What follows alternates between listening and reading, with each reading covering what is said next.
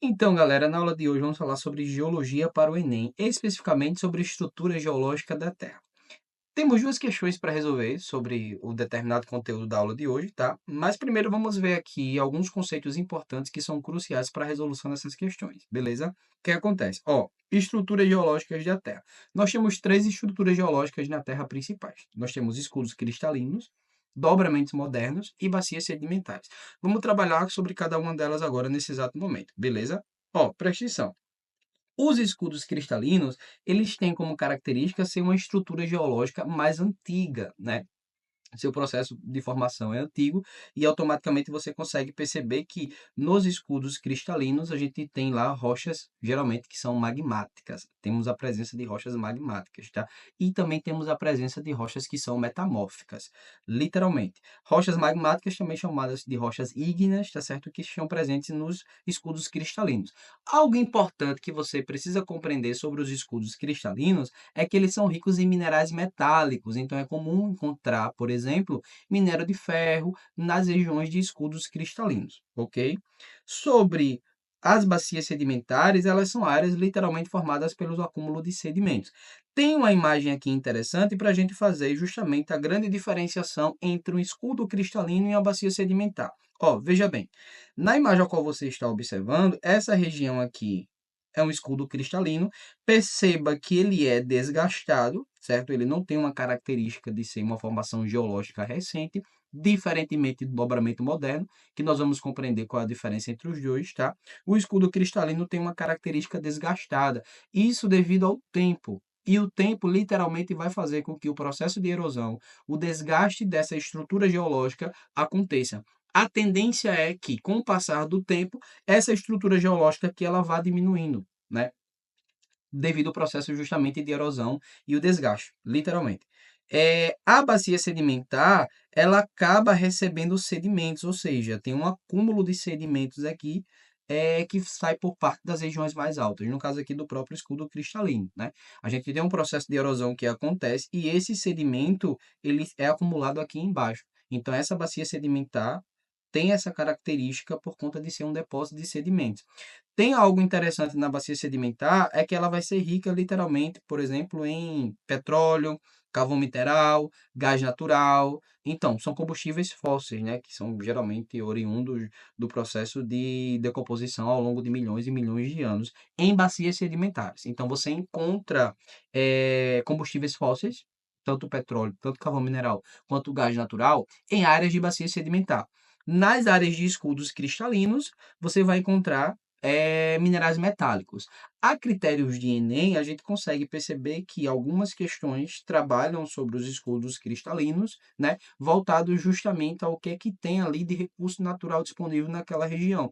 Como também é possível ver questões voltadas às bacias sedimentares e aos recursos que podem ser encontrados naquelas regiões. Então é interessante saber a diferença do que é que tem no escudo cristalino e o que é que tem na bacia sedimentar a critérios de resolução de questão, tá? Para ser bem objetivo e bem direto aqui. Então, assim, tem uma imagem aqui sobre um escudo cristalino, que no caso aqui é o Monte Roraima, né? Que está localizado no escudo cristalino da Guiana, região norte, tá?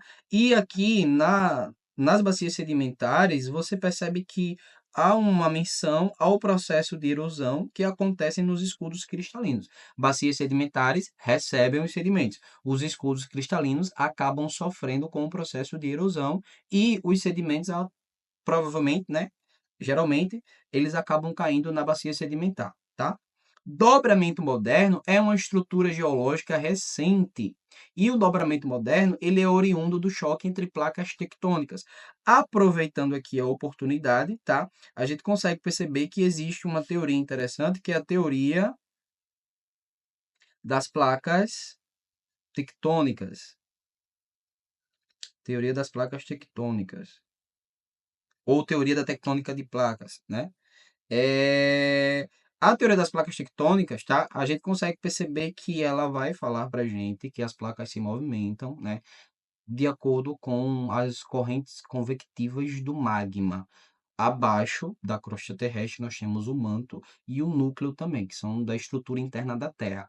O manto, repleto de magma, exerce um processo chamado de correntes convectivas que fazem com que as placas se movimentem. O processo geralmente acontece dessa forma aqui, ó. Faz de conta que isso aqui é uma placa e isso aqui é outra placa, tá? Embaixo você tem um manto e no manto você encontra o magma. E o magma literalmente faz esse movimento aqui, ó, que eu tentei desenhar aqui. Isso se chama correntes convectivas do magma. E esse movimento vai fazer com que essas placas elas se movimentem. É por isso, por exemplo, que acontecem terremotos, maremotos, né? É por isso que você tem, por exemplo, erupções vulcânicas. E a teoria das placas tectônicas fala sobre três movimentos tectônicos, né? Três limites das placas tectônicas. O primeiro dele é um limite convergente.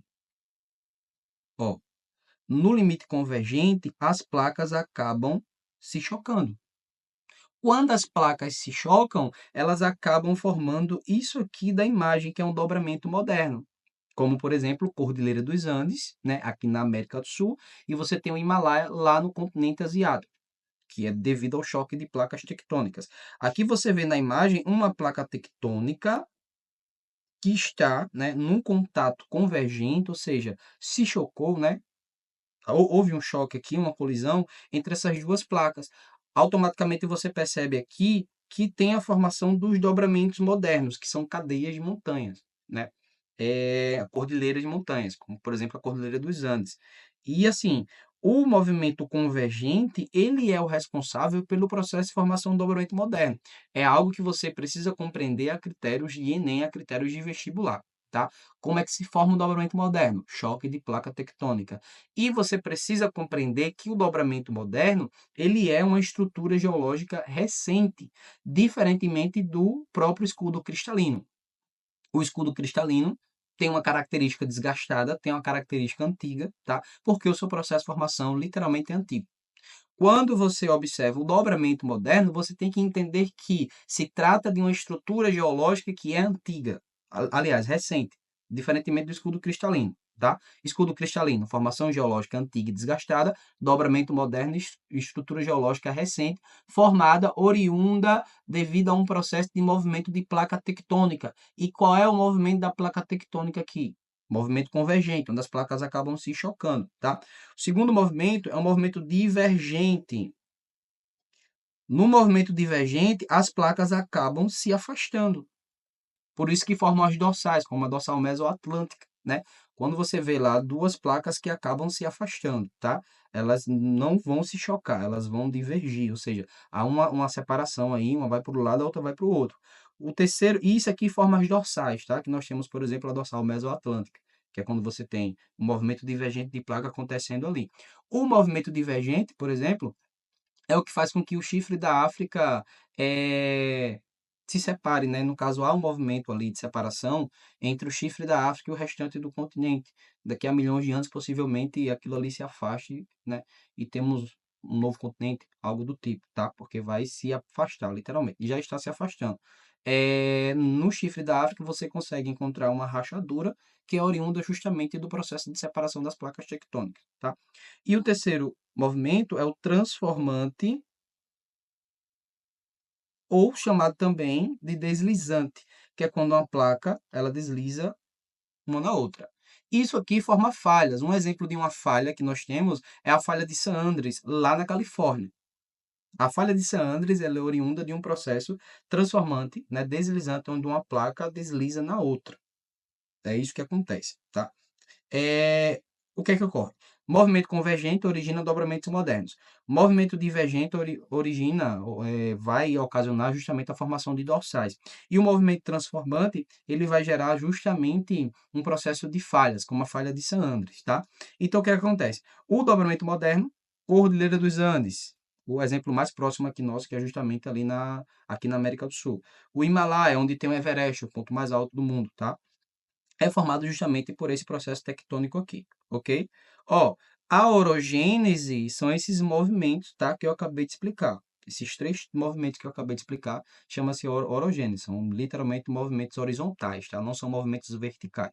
Se fossem movimentos verticais, subir e descer, seriam justamente chamados de epirogênese. Como é um movimento horizontal, chama-se de orogênese, ok? Então, assim, só para recapitular, nós temos escudos cristalinos, né, que são formações geológicas antigas, são ricos em minerais metálicos, como, por exemplo, o minério de ferro, né, ouro, níquel, manganês.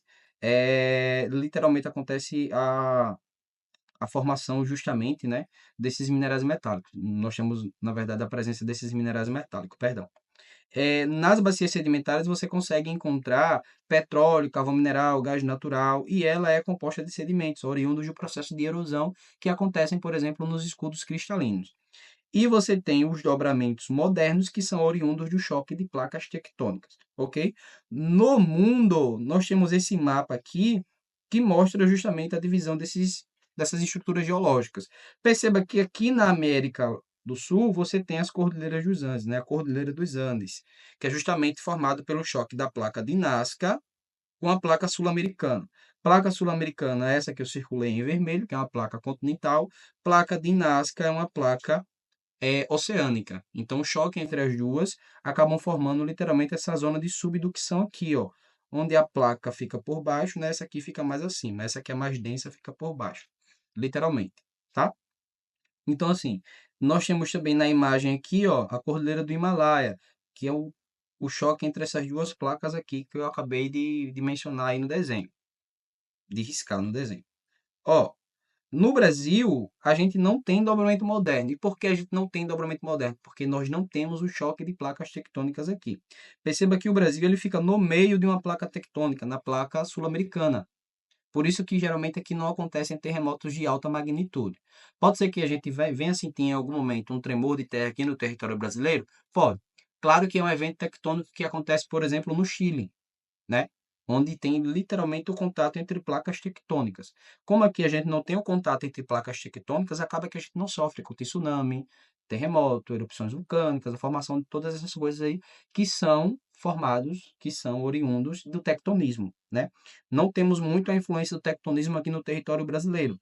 Então, você só vai encontrar no Brasil bacia sedimentar, né?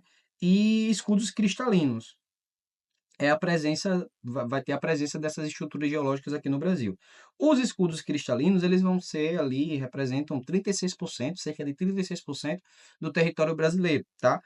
Geralmente ocupam áreas que são centrais e litorâneas também. São ricos em minerais metálicos, como eu já tinha mencionado. Um exemplo disso é o quadrilátero ferrífero, né? Onde você consegue encontrar, por exemplo, o minério de ferro. Nós temos três principais áreas formadas com essa estrutura. O escudo das Guianas, que é o da imagem lá em cima, né? O escudo atlântico e o do Brasil Central. São as três principais, tá? As bacias sedimentares é a maior parte do território brasileiro. Então, o Brasil ele possui mais bacias sedimentares, né? 64%. E elas são ricas justamente em petróleo, carvão mineral, como, por exemplo, no sul do Brasil, né? Os desdobramentos modernos, como eu já tinha mencionado, eles são ausentes no território brasileiro.